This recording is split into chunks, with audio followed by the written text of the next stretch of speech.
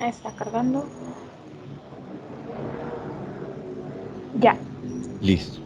Entonces digamos que acá arriba tenemos inicialmente pues como un aspecto que es una visión de lo que sería como una serie de capas, pensémoslo como si fueran capas concéntricas de diferentes tipos de representaciones que tendría el personaje, en el caso de crear un personaje.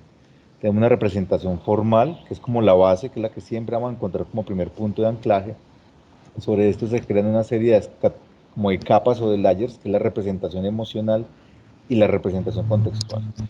Cuando entendemos eso, que vamos a lo formal, pues obviamente es lo que nosotros conocemos visualmente, a lo que le caemos principalmente como elementos que son muy representacionales. Entonces tenemos unos elementos que son los arquetipos, que tenemos unos clásicos que son el héroe, el guardián, el tonto, el heraldo, el mentor, el tramposo, el bufón, la sombra. Hay otro que se conoce como el animus, que es básicamente un personaje que motiva o vincula emocionalmente al héroe o al villano en ciertas medidas. Tenemos otras características pues, que son meramente representacionales: edad, forma, altura, peso, sexo, raza, ojos, pelo, piel, salud. Información que son básicamente aspectos que lo definen, con los cuales se identifica, como el hay de nuevo, que hay de nuevo viejo, eso es todo amigos, son cosas muy puntuales que pueden determinar ese tipo de elementos de representación formal. De ahí vamos a la emocional, que es una de las capas que está por encima. Entonces aquí donde determinamos cambios que pueden parecer sutilezas frente a lo formal. Es que si es introvertido o extrovertido, si hay motivaciones, miedos, pasiones o relaciones. Por ejemplo, aquí encontramos, por ejemplo, un cambio que tuvo un personaje como, por ejemplo, Megamente, que siendo villano, su representación emocional pasa a convertirse en héroe, un antihéroe dentro de todas sus características. Entonces, cambia, ¿por qué cambia? ¿Cuál es la motivación? ¿Qué es lo que lo termina volviendo hacia ese sentido? Las creencias, es parte de lo que lo determina. Entonces, cómo esto determina el individuo, el personaje que estamos creando, y los atributos. Pues, no es lo mismo un Eddie Brock de, del lado de Venom a un Bruce Wayne del lado de Batman, ¿cierto? Hay ciertas características que de todas maneras definen el perfil del personaje y que le van dando también como otros elementos de trabajo. Frente a esto tenemos lo que es la contextual, que como su nombre lo indica, tiene que ver alrededor de lo que es la historia, de él como individuo, pero también cómo está rodeado desde contexto. No es lo mismo el concepto del Bruce Wayne, que nazca en un ambiente en donde él es rico, multimillonario y puede llegar a todas estas cosas, o cuando empezamos a ver todas estas variables de Flashpoint Paradox, donde posiblemente hasta él está muerto y resulta que son sus padres los que se convierten en el Joker y en Batman. Eso es lo que toca como empezar a plantear. Características sociales, pues básicamente ingresos, vínculos, con quién se está construyendo como personaje, en qué sociedad está involucrado. Una cosa es ciudad gótica como ciudad imaginaria y otra cosa es Nueva York para el hombre araña. Son dos mundos diferentes como en términos Ah, prácticos, pero pues también eso define ese concepto. Y de ahí nos vamos para este que es bien interesante. Una reconstrucción que es un poco más holística, más global, que tiene que ver dos aspectos. Uno, lo narrativo y otro, lo visual. Como puedes ver, aquí hay un gran bloque narrativo que tiene que ver con lo arquetípico.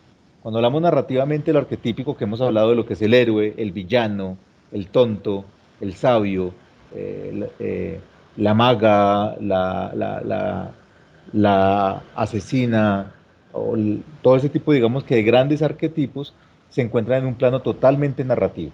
Entonces ahí caemos como en este tipo de elementos históricos que ya han sido definidos a nivel social, formando tanto héroes como antihéroes, ¿sí? Como el villano y el antivillano, todo ese tipo de cosas que ya narrativamente han ido evolucionando y creciendo. Pero empezamos a tener una serie de capas concéntricas en el desarrollo visual. Hay una que particularmente cubre tanto aspectos narrativos como visuales, que es el genotipo. Cuando hablamos del genotipo nos encontramos con todo lo que es muy interior del personaje, lo que se puede ver como la representación emocional.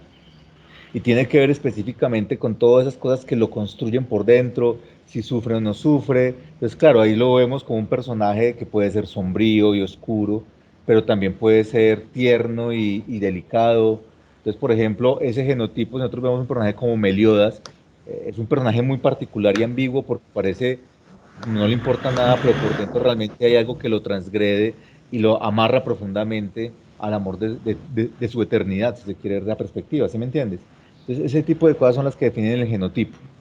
El fenotipo, sin embargo, habla más de una representación visual en un contexto que lo asocia a una historia, a un mundo, a un colectivo, a cosas por el estilo, que tiene que ver, por ejemplo, listo, una cosa es un personaje que está ubicado, por ejemplo, en la Segunda Guerra Mundial, un Wolverine dentro de lo que ves, por ejemplo, Wolverine Edad de Plata, donde él era una especie de agente canadiense infiltrado dentro del mundo alemán.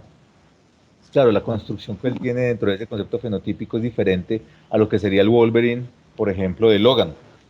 Entonces, digamos que eso cambia cierta construcción visual frente al contexto histórico y al momento y al mundo que se está construyendo.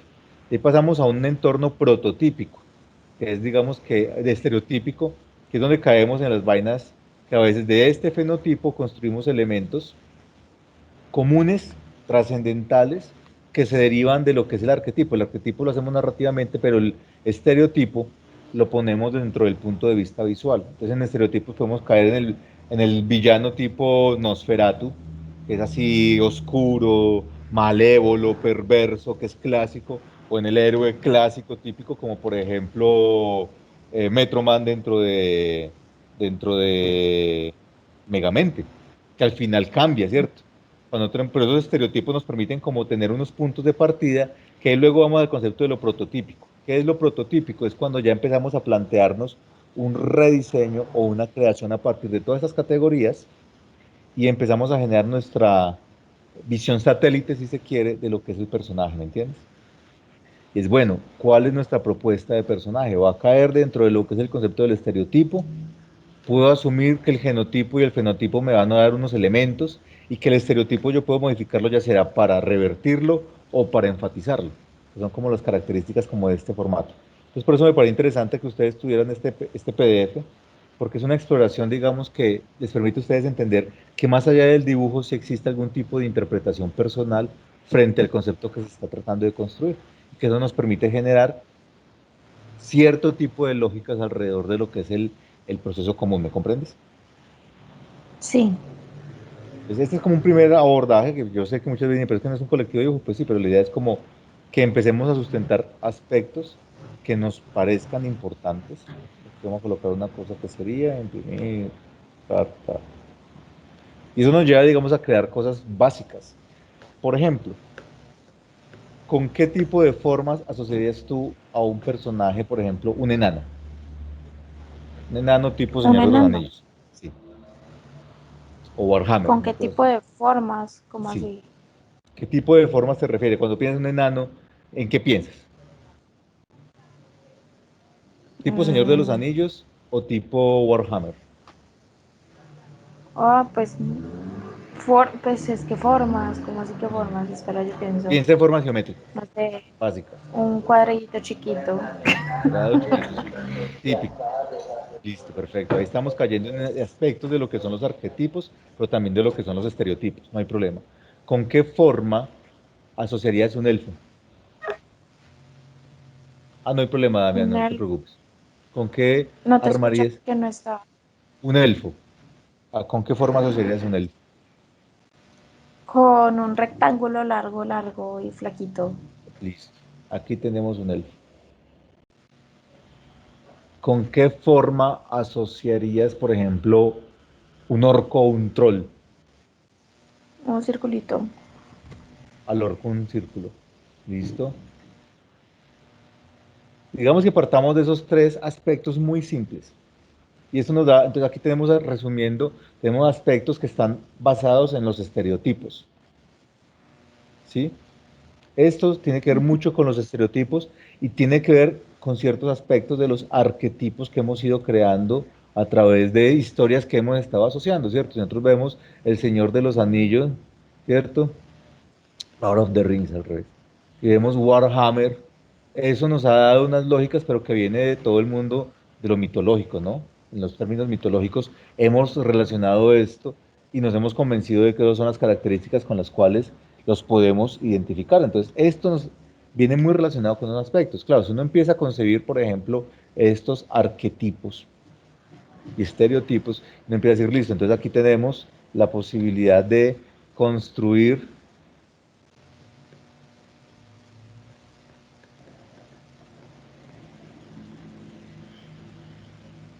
Pues aquí ya empieza uno como a intuir que posiblemente de este enano ya podamos empezar a construir cosas, ¿me entiendes?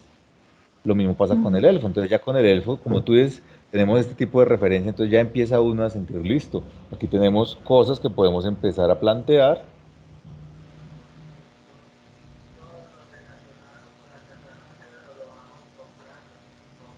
¿Sí? La forma ya la podemos empezar a plantear, o aquí tenemos vainas que nosotros podemos empezar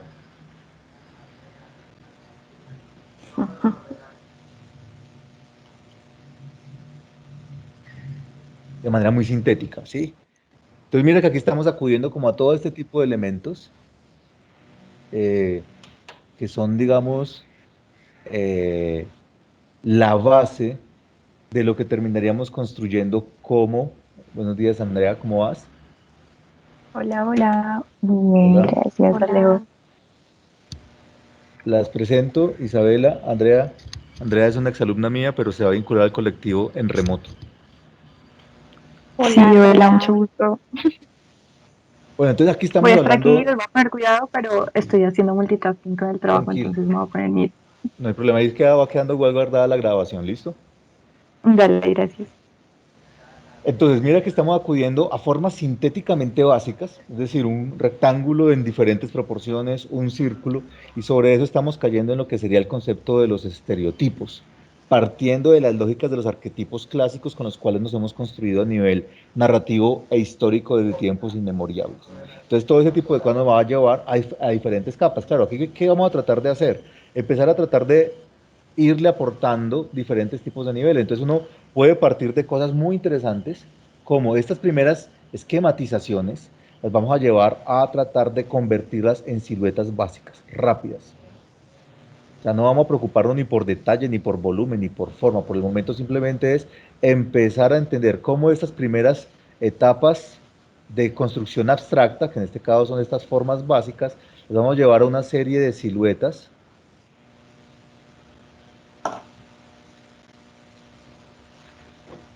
con las cuales vamos a empezar a consolidar forma, sentido, como te digo, sin preocuparnos por el momento con definiciones, ni siquiera si son proporcionales todavía o no, sino simplemente empezar a estructurar qué idea tengo yo frente a X o Y concepto. Entonces, con este personaje del elfo vamos a empezar a entender cómo esa primer síntesis que yo hice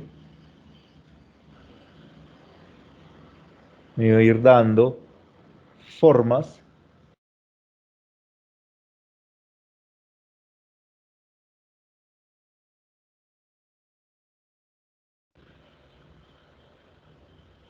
que yo puedo ir construyendo. Entonces, por ejemplo, acá yo puedo decir que este enano acá va a tener cierto tipo de cosas, aquí vamos a tener un arco largo, ¿sí? Y aquí va a tener cosas muy sencillas, muy simples.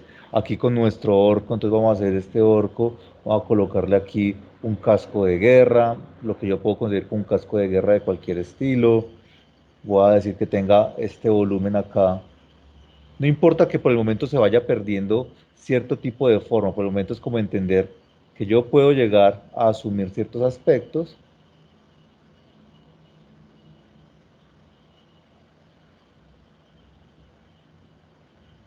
Ahí ya después vamos a empezar a analizar lo que es la forma de la silueta y claro, dónde empieza a interrumpirse a partir de esto, pero por el momento es entender eso. Entonces mira que aquí tenemos siluetas, cuyo objetivo es cuál, cómo voy evolucionando cada una de estas siluetas, las voy a empezar a, digamos que hacerle variables. Entonces mira que aquí tenemos como una segunda capa en la construcción de personajes. Vamos a empezar con esta silueta de acá. Hagámosle variar las siluetas. Me gustó la parte de arriba, me gusta un poco la conformación, pero lo voy a hacer un poco diferente. Entonces voy a hacer primero pequeñas variables de estas siluetas. Entonces voy a hacer la cabeza me gusta. Entonces voy a pensar que tengo aquí la cabeza de este personaje. La visión del tronco me gusta, pero no lo voy a hacer como tan chaparro en el sentido de que parece como si estuviera encorvado sobre sí mismo, sino que voy a hacer un enano un poco más elegante. Pues mira que ahí empezamos a entrar en el concepto del fenotipo y el genotipo.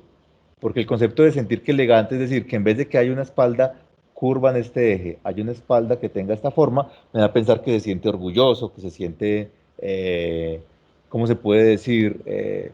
Con ímpetus. Pues todo eso son parte de los conceptos que tenemos que empezar a articular de las 5 capas y que nos llevan a empezar a recrear otras cosas. Entonces, claro, el enano que está en este caso acá, yo lo voy a hacer un poco más estructurado como silueta, una forma diferente, o ya voy a hacer un poco más estructurado acá pensando en cómo se vería. ¿Por qué crees que es importante el concepto de silueta en vez de hacer el trazo interno como lo habíamos, digamos que estructurando en volúmenes inicialmente? Estaba viendo eso el otro día. Mm, Yo sigo un artista de cómics que hizo un libro que se llama, ¿cómo es que se llama? Se llama algo así como cómo hacer un cómic. Y es, mm, pues está libre y él lo tiene en sus redes. Ahorita lo pongo para que lo miren. Y dice que una de las cosas importantes son las siluetas y cómo las siluetas expresan lo que uno quiere decir.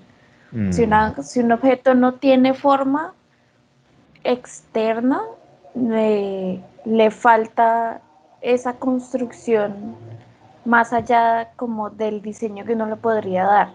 Exacto, porque es que nosotros tenemos que remitirnos al inconsciente de la persona. Y si nosotros logramos transmitir a partir de siluetas la intención de nuestro personaje, se va a dar un concepto de lo que se define como appeal, que es básicamente esta sensación empática de que realmente estamos logrando que haya una comunicación, un aspecto efectivo entre los saberes del individuo en su contexto y lo que nosotros queremos expresar con nuestro personaje.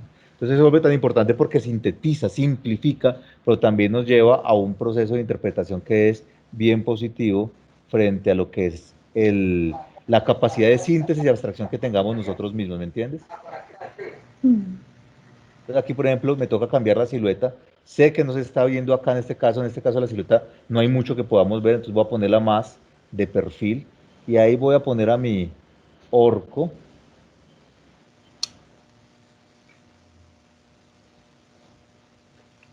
Voy a hacerlo un poco árabe, asiático, algo de ese estilo, con una serie como de formas que son muy puntuales acá. Aquí va a colocar la quijada. Ay, yo pensé que era barba. Sí, lo que pasa es que aquí está saliendo la barbita, que estoy haciéndola como un poco como si fuese persa árabe o algo así. Se parece a los personajes de los unos en Mulan. Ajá. Mucho del, ¿tú sabes de dónde viene la palabra ogro? No. Viene de una deformación progresiva que se fue dando de los ataques barbáricos de los húngaros. Eran tribus bárbaras, atacaban de noche, robaban, violaban, asesinaban, y progresivamente fue tan terrible la marca cultural que dejó en la mayor parte de Europa que se asoció el relato del húngaro con el asunto de este ser perverso que ataca y roba niños y come gente, y se transformó hasta que lingüísticamente se llegó a la palabra ogro. Adorable. Totalmente. Entonces, por ejemplo, acá tenemos 3 siluetas muy básicas que han ido evolucionando, o sea, como puedes ver, de estos elementos puntuales que tenemos en términos visuales, hacemos una primer síntesis en silueta de estas abstracciones que tenemos en formas geométricas, muy rápida, con muchos problemas, no importa, y empezamos a ver la forma en que se pueden ir mejorando o reconstruyendo partiendo de este tipo de lógica. Entonces, digamos que esto es una práctica bastante sana, si se quiere, bastante necesaria y que nos ayuda muchísimo a optimizar y a sintetizar todo lo que estamos trabajando antes de meternos con el problema de la volumetría y meternos con todo el problema de lo que implica realmente empezar a pensar en la definición del personaje. Hola Juan José, ¿cómo vas?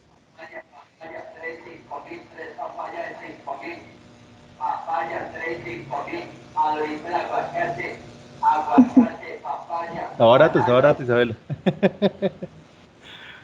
Juan Estaba José, ¿estás rato. ahí? Qué pena. No te Qué preocupes. pena. No, voy por qué pena. Juan José, ¿cómo vas? ¿Ya estás ahí? Profe, hola. ¿Cómo Sí, estás?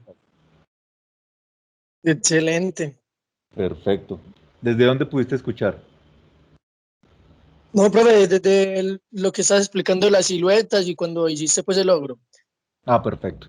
Entonces mira que lo que estamos haciendo es partimos de geometrías muy básicas como una primera idea, cayendo en el concepto de lo que son los arquetipos y los estereotipos. Eso nos lleva a tratar de reinterpretar estas básicas formas geométricas para llevarlas a lo que sería estas primeras siluetas que están en este nivel, que son como una representación casi trasladada de esta primera idea de volumetrías. Y ya viendo si existe la posibilidad de que esto sí realmente comunique lo que quiero hablar frente a conceptos muy claros, por ejemplo, aquí un enano clásico tipo Warhammer, un elfo tipo Señor de los Anillos, y un ogro o un orco, también de las mismas naturalezas, digamos que visuales, y aquí ya estamos reconstruyendo unos niveles un poco más depurados, reinterpretados con una mejor visión de lo que sería, digamos que el personaje. Esta es como la segunda, tercera etapa, digamos que de proceso, a partir de un documento que yo les compartí en el equipo. ¿Lo pudiste ver, el PDF que les mandé? No, no, señor, no lo he visto, Listo. profe. Igual en la grabación queda toda la explicación de ese PDF, que lo estuvimos haciendo de entrada, para que tú puedas de otra manera también revisar y entender el contexto completo. ¿Listo? Listo, profe, muchísimas gracias. Noelio, entonces aquí vamos a pasar a la siguiente etapa. Pregunta hasta acá, Isabela, ¿tienes alguna duda, alguna inquietud? No. Bueno, Perfecto. no, mentiras, mentiras que sí tengo una duda, pero creo que se vaya un poquito a analizar lo que estábamos hablando al principio, entonces me devuelvo un poco. Cuéntame. En el tema del genotipo, del fenotipo y el estereotipo. Ujú. El fenotipo es la relación con el exterior, es la relación del personaje con el exterior. Sí, entonces nosotros presentamos en el genotipo, hablamos de cosas que se pueden relacionar con lo que es muy íntimo del personaje y muy interno. ¿Qué quiere decir eso? Elementos como las emociones. Entonces, cuando hablamos del genotipo, aquí nos remitimos en términos de diseño de personaje, ¿sí? A lo que serían emociones, ¿cierto? Entonces, ahí nos vamos hablando de que internamente, ¿qué lo vincula? Elementos que puede uno, digamos, que relacionar, y por eso es que el genotipo tiene elementos narrativos, que tiene que ver, por ejemplo, de sus aspectos de vínculos personales, ¿sí? Entonces mira que en el gráfico que estábamos abordando, que está acá, tenemos entonces que esta parte de lo narrativo está compartida en el genotipo. Hay elementos de carácter narrativo que también son elementos de carácter visual. Entonces, ¿qué significa esto dentro de lo visual? Obviamente, si nosotros tenemos aquí un elemento de emociones, entonces, por ejemplo, no es lo mismo un Levi Ackerman que un Eren en sus primeras etapas. ¿Sí me comprendes? Ese ejemplo me pierde, pero sí entiendo. Ok, pensémoslo algo más claro. Eh, por ejemplo, tenemos a un personaje como Batichica, ¿la ubicas? Sí, Siendo la hija de Gordon. sí, Entonces, Batichica siempre ha sido un personaje que si bien parece que tiene la misma naturaleza de Batman, ella es muy diferente y opuesta en que no tiene un sufrimiento interno, pero comprende todo a partir de las experiencias que ha tenido su padre. O ya. sea, ella sabe que él es policía, que trabaja contra gente mala, ella ve lo que sufre Ciudad Gótica, y a pesar de que asume este tipo de manto del murciélago, no tiene la misma naturaleza oscura y profunda que sí posee Batman. Entonces, en su fenotipo, siendo dos elementos fenotípicamente hablando, similares, porque entonces ahí ya entramos al concepto del fenotipo, los dos tienen al murciélago como un elemento que los distingue a nivel de fenotipo visual. ¿Sí Ujú. me entiendes? Pero la naturaleza que cubre a Batichica en términos de genotipo es muy diferente a la que cubre a Bruce Wayne. Ya me ¿Sí? queda claro. Entonces, pues yo soy muy fan de escribirlo todo muy corto y Mm. había pensado como el genotipo se refiere más a la relación consigo mismo. Ujú. O Y el sea, fenotipo sí, con... emociones, Exacto, carácter, fueros internos, etcétera. El exacto, fenotipo es la relación con el exterior, sea el exacto, exterior otros personajes o el espacio exterior, digamos, tal el cual. físico. Y el estereotipo son esas variables en las que encasilla ciertos elementos. Entonces, por ejemplo, si nosotros tenemos a Superman, es el estereotipo del superhéroe, ¿no?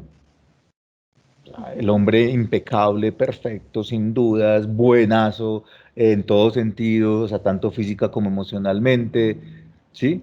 Y tenemos el villano perfecto que sería Nosferatu, el malo, perverso, que por ejemplo, Mr. Burns tratan de asociarlo siempre a ese tipo de personaje, ¿me entiendes? Ay, Esos pero son los no será, estereotipos. no era malvado, solamente era incomprendido.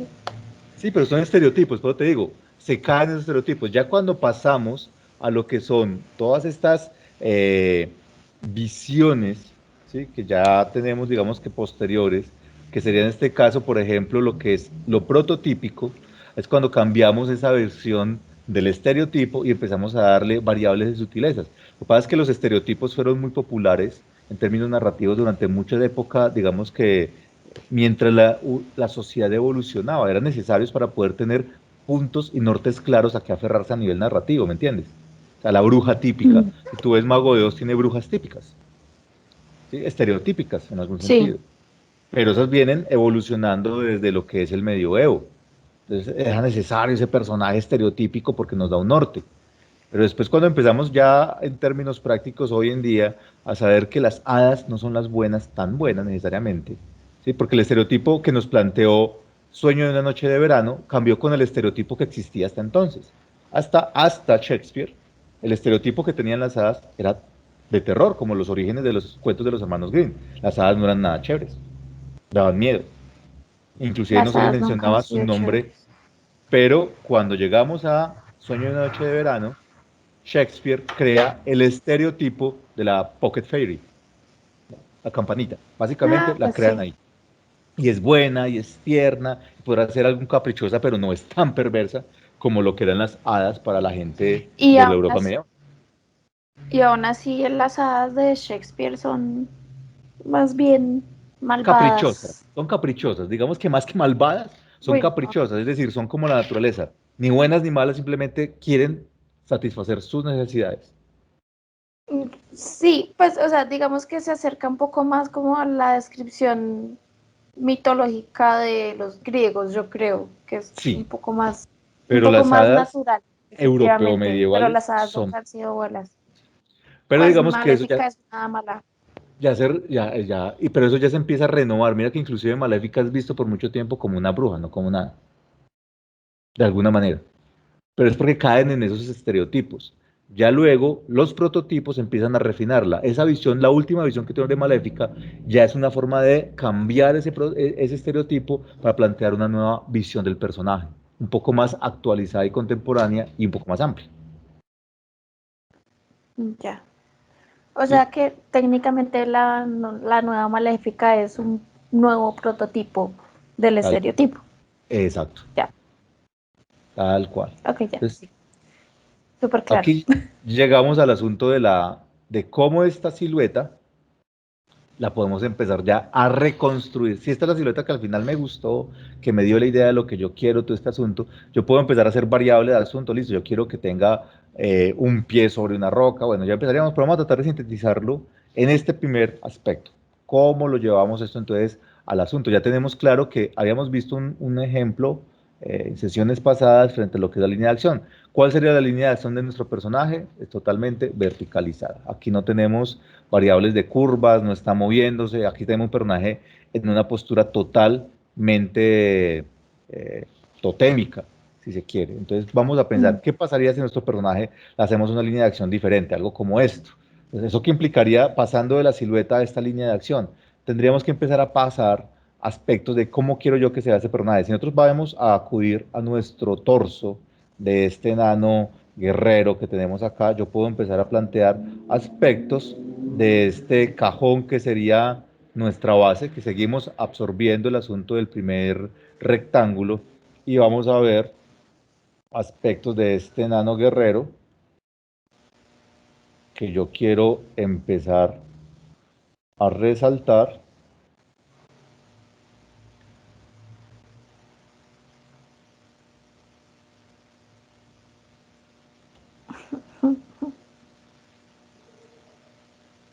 Cambia la línea de acción y cambia por completo todo lo que estoy planteando. Ya no queda como tan estática la pose, sino que yo puedo perfectamente empezar a plantear un rediseño que me da ideas a partir de esto, pero en donde la línea de acción también me sugiere una dinámica diferente, porque pues es que hay veces que se cae demasiado en aspectos visuales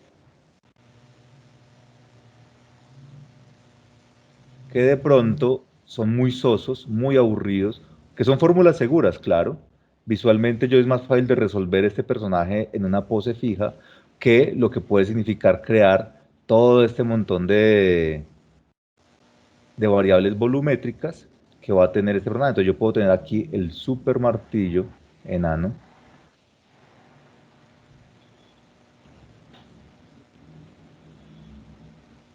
Y ya tenemos una segunda etapa que evoluciona. A partir de esta silueta, tengo elementos que me dan bases para poder construir esta siguiente etapa.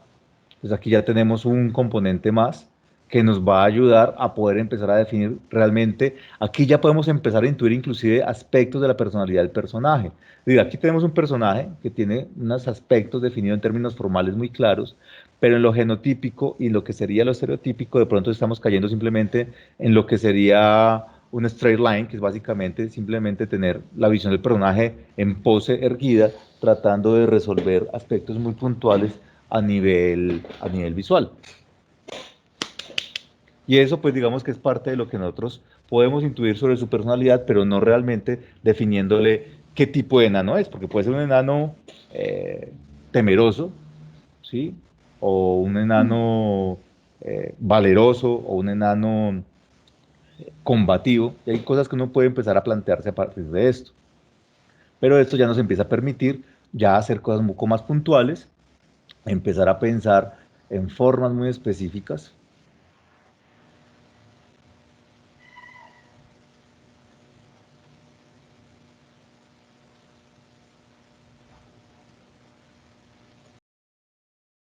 Sí, ya podemos empezar a pensar en lo que sería estas visiones del personaje con su tocado de guerra, su casco claramente muchísimo más definido, aspectos que van a empezar a ser como si fueran todo lo que tiene que ver con hombreras. Aquí estamos haciendo todo esto de manera muy conceptual, aquí no estamos preocupándonos todavía por el detalle, aquí lo que importa realmente es empezar a tener una identidad frente al personaje que después vayamos a reconstruir.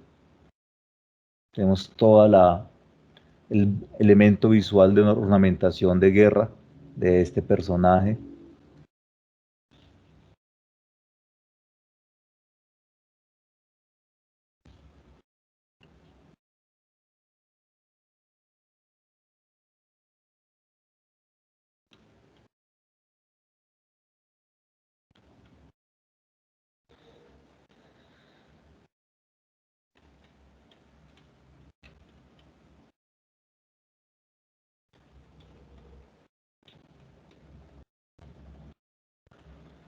Obviamente tiene que tener cota de malla, enano sin cota de malla no es enano.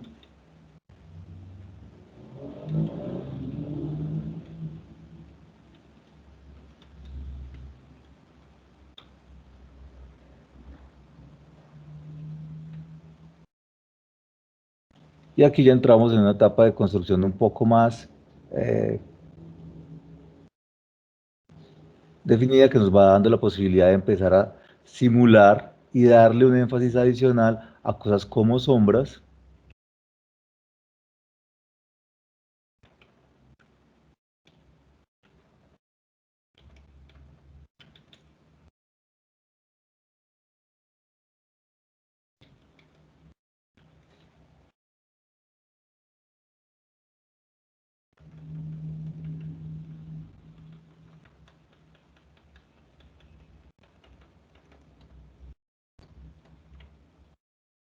Profe, esa herramienta que estás utilizando ahí es el pincel.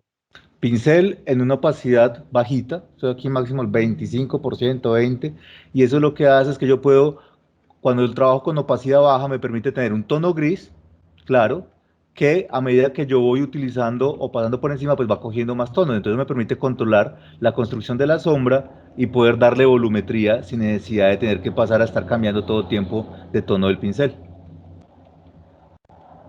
Listo, gracias, profe. Entonces mira que aquí yo puedo estar inclusive trabajando, aquí no, y se lo repito, aquí no estoy preocupándome en este momento por definición ni por purismo. O sea, aquí no estamos tratando de que sea un manejo de un refinamiento sumo de entrada, sino que lo que estamos tratando es de dar una idea perceptiva de lo que es el tipo, digamos, que de emoción que quiero transmitir con mi personaje. Aspectos formales generales, detalles muy someros, muy intuitivos, pero que esto me va a permitir dar una idea clara si el personaje está generando el impacto que yo quiero o no. Y sobre todo, si para mí satisface la idea que yo tengo del concepto narrativo que yo tengo del personaje. Entonces miren cómo ha evolucionado, en este caso, de unas formas que estaban por acá. Este es nuestro enano en su primera etapa. La primera idea que tenemos de esto es un enano tipo Warhammer, tipo Señor de los Anillos. Pasamos a una construcción de algunos elementos que me den la idea de cómo va dando este enano. De ahí pasamos a una primer silueta que es derivada como de esta síntesis inicial que tenemos. De ahí pasamos a una segunda construcción de silueta que es un poco un refinamiento que nos da una mejor proporción, un mejor desarrollo. Puede haber varias, no tiene que ser una, puede ser una iteración constante. Yo puedo mezclar elementos de siluetas, sacar 5 o 6 siluetas y empezar a mezclar cosas que me gustaron los pies de este frente a la forma de esta.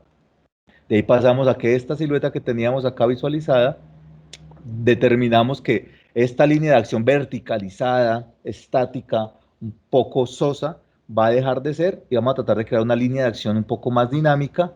Creamos, en este caso, una serie de sólidos básicos a partir de esta primera idea que nos llevan a entender esta línea de acción y pasamos a lo que sería una esquematización muy rápida. Miren que no debe ser de más de 5 minutos, 7 minutos esta esquematización, sin importar todavía definiciones o elementos, sino que es tratar de llegar a aterrizar la idea.